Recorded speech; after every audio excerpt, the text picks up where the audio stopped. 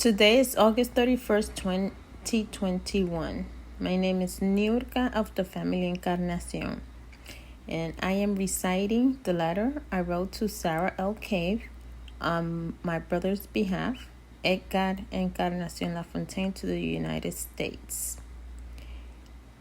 Here you will see why Edgar must be released immediately from federal prison. August 5th, 2020. Edgar Encarnacion Lafontaine versus United States. Edgar Encarnacion Lafontaine of the family Encarnacion. Account number is 6452054 and the case number is 20 CV 1170, U.S. Court, Southern District of New York. Greetings, Honorable Sarah L. Cave. I, Niurka of the family Encarnacion, am so honored that you are taking the time out of your busy schedule to read my letter. I have nothing but the highest regard for the job you do in upholding the Constitution and maintaining the integrity of the judicial system within the great country, United States of America. I come to you in good faith and clean hands. Pursuant to Rule 24, third-party intervener and full party of attorney, I have been following Edgar Encarnacion Lafontaine, hereinafter Edgar, case ever since he was removed from his domicile, November 13, 2012, at gunpoint and no warrant. Currently, Edgar is at FCI Manchester in Kentucky. But when I wrote this, he was in Shannon Valley Correctional Center, 555 Geo Drive, Phillipsburg, Pennsylvania, 16866. See Attachment 1. It is extremely important to me to inform you of the findings that are being hidden intentionally in order for you to make a fair and just decision to the matter of this case, 20 CV 1170. When there is a warrantless arrest under the law, it is considered kidnapped. Please find enclosed original habeas corpus attachment 2. It was filed in court on May 27, 2014. It caused a huge ruckus in court and the defense attorney. At that time, Lloyd Epstein, Esquire, doing business as defense attorney, register number ID 1628627. There, I explained the lack of warrant and how I made my investigation.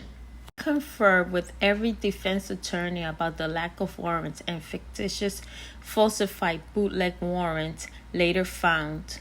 Described in habeas corpus, page 24 to 25, starts at, quote, criminal allegation in the court record, end quote.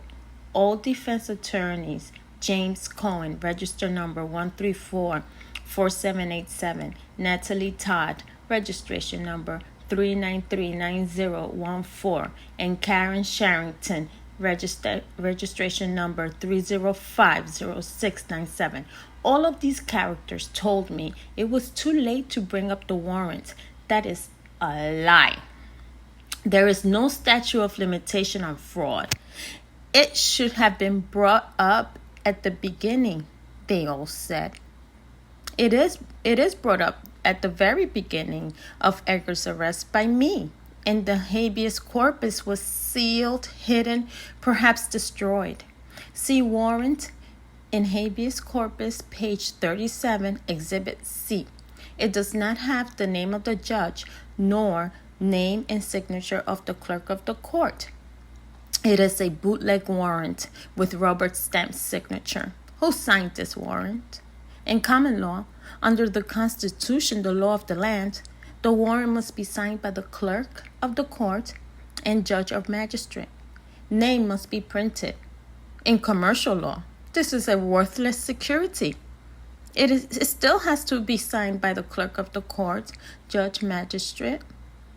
In this section, you will find clearly and true how I went about researching the warrant. Edgar explained in his response to the United States, but it's missing information.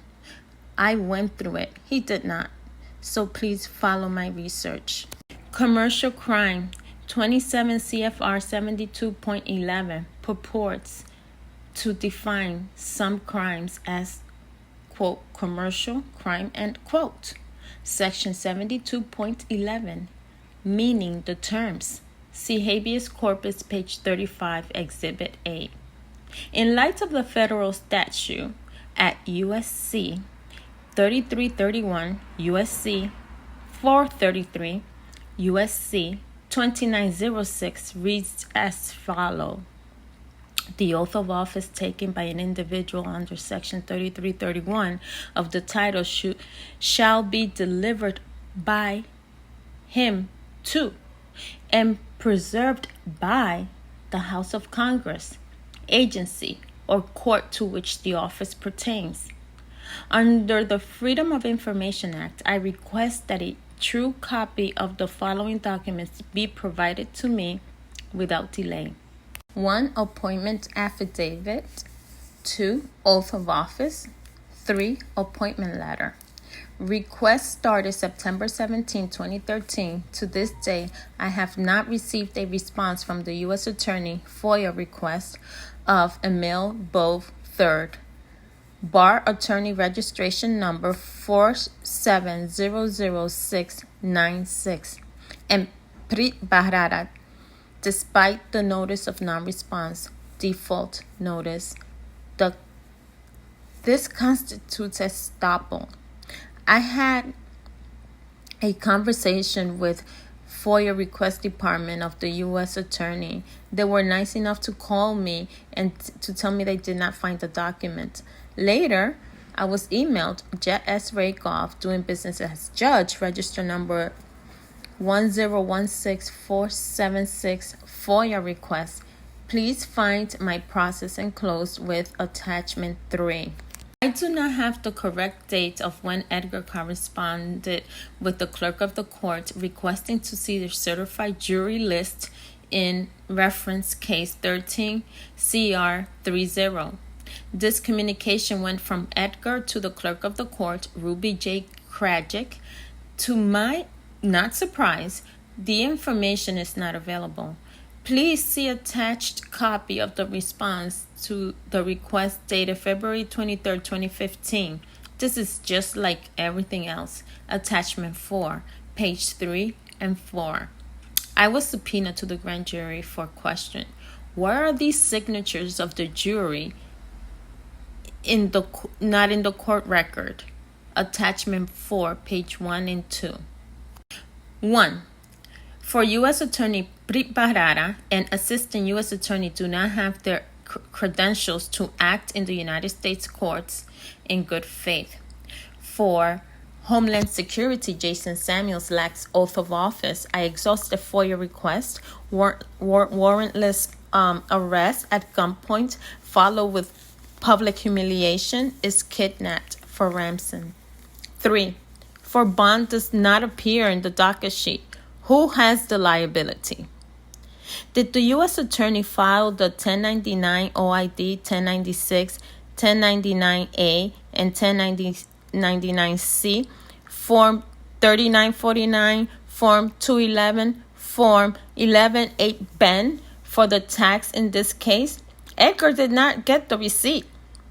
Are the U.S. Attorney, Defense Attorney, and judges tax exempt? I did not find a tax exempt letter from the Secretary of Puerto Rico on file. Who is liable to the tax? Title 26, Code 2032, Alternate Valuation. Title 26, Code 1015, Basis of Property Acquired by Gifts.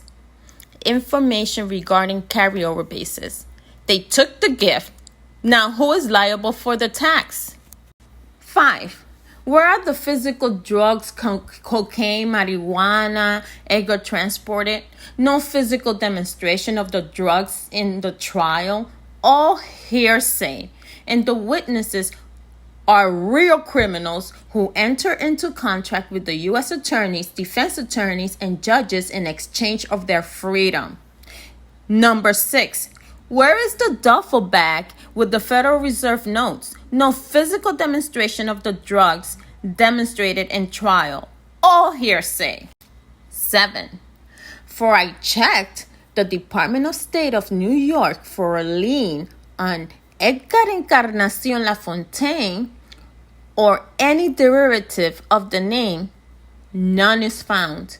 See Attachment 5, results from the Department of State of New York. In accord with House Joint Resolution 192 of June 5th, 1933, hereinafter HJR 192, discharge of the public debt, the secure party creditor requests said assessment so as to complete the discharge of the public charge, case number 13 CR 30, for the amount number 644-52054, for the account number 644-52054, as stated in the bid bond, performance bond, payment bond, and Form 90 and Form 91.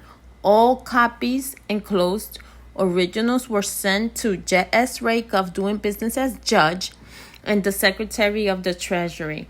Please let me know if I must file another bond to replace what is on file. The problem is Edgar's appointed attorneys brought Edgar into dishonor by disputing the debt. They ignored the letter of rogatory. I sent them to not go to trial or enter into any controversy and discharge the debt. Guilty? The defendants don't know what they are saying when they say, I'm not guilty. See Article 287 Canon Law 3146 and 3147. It is a debt. Again, demonstrates there is a debtor and creditor relationship here. This is deceptive language intentionally to catch the prey into signing a bond. This is human rights violation and violation of God-given rights. The Bill of Rights is non-negotiable. Modern day slavery, trading, human trafficking, forced cheap labor, peonage. Remedy. All premise having been thoroughly and duly considered, particularly when missing and or defective credentials bar any replies to defective warrant and lack of hearsay trials lacking evidence, this honorable court is respectfully moved to dismiss charges with prejudice, issue a protective order under 18 U.S.C. 1514b, and render compensation for damages of 9 years of torture, missing his family, father's passing, daughters and son grown. Must be compensated for every hug and kiss he was not able to give to his children, missing the graduation, birthdays, and other celebrations. Must be compensated for not accomplishing his mission in life, losing his domicile for public humiliation. This must be arranged, and the money must be backed by gold, 200 million. Verification. I, Niurka Lafontaine Encarnacion, I am non-combatant, non-violent, not an enemy of the state. I am a patriot who loves this country, the United States of America, and all the people who reside in it. I protect the Constitution, Bill of Rights, and Declaration of Independence. For these documents protects our God-given rights to life, liberty, and pursuit to happiness. Oath.